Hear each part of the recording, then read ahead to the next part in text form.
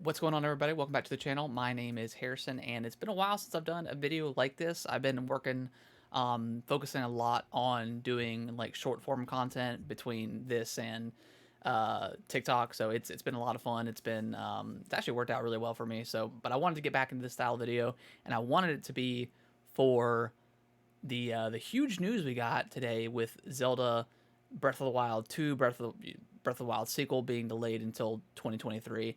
I don't think this delay shocked anybody. I think we all kind of expected it, just because we haven't seen much of the sequel yet, and you know, quite frankly, with Pokemon getting announced at the end of the year, I think Nintendo was okay to allow more time for Zelda to get worked on and all that stuff and improve bugs and just make the game as good as possible, because if this game has a lot to live up to with from the original Breath of the Wild. So today we're going to talk about why I think it's a good thing and some potential games we may get out of this delay.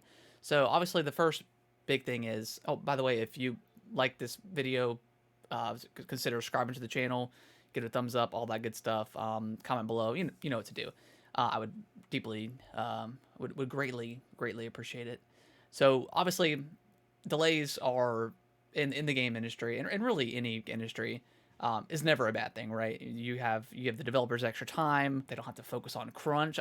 We don't know a lot of crunch things that come out of Nintendo Studios. So crunch does happen. It happens in every studio. So they get more time to work on the game. Hopefully that means less crunch that they have to do. So hopefully they can, the developers aren't so glued to their desk working nonstop to get this, what we know is going to be an incredible game out the door, come springtime of 2023.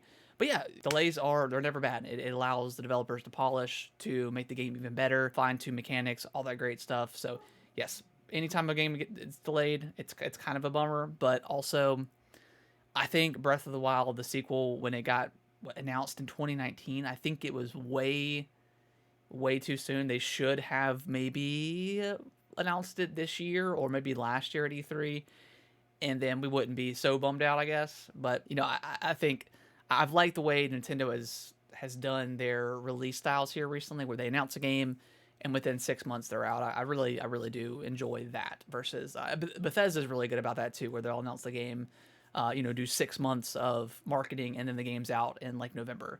I always prefer that over waiting years and years when you get a trailer and then it's radio silent for 2 or 3 years. So I prefer that method. So that being said, the biggest hope I have is obviously the rumor of the Wind Waker and the Twilight Princess dual pack that I'm sure all the YouTubers you watch and subscribe to, just that's all they talk about. And most of them are clickbait kind of videos where they'll get like 1 ounce of news, and they'll make a whole entire video over it. It's a little much, and I'm to be honest, I'm not a big YouTuber or anything, so obviously if I could draw on those numbers off those videos, I would.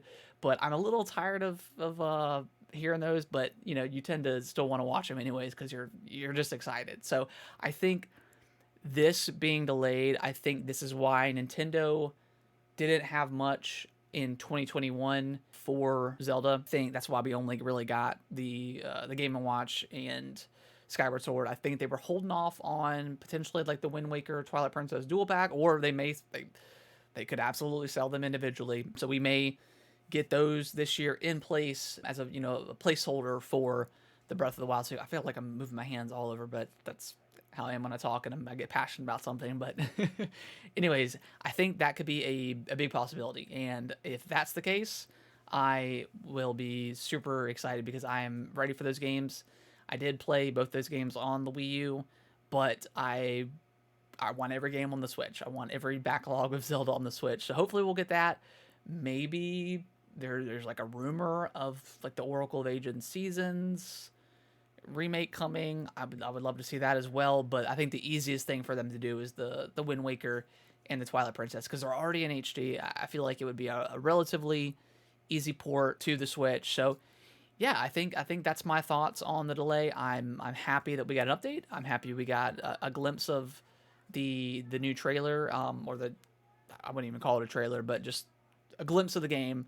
And we have a springtime, so it'll probably come out sometime late March, early April, something like that. So a lot to look forward to. Again, if you guys could consider subscribing to the channel, hit that like button. I do host a podcast with my brother called Gaming with the Broscast. I'll have that in the description. So if you want another gaming podcast to listen to, consider listening to it. We're on episode 117, so we're devoted. It's weekly, and I will see you guys in the next video.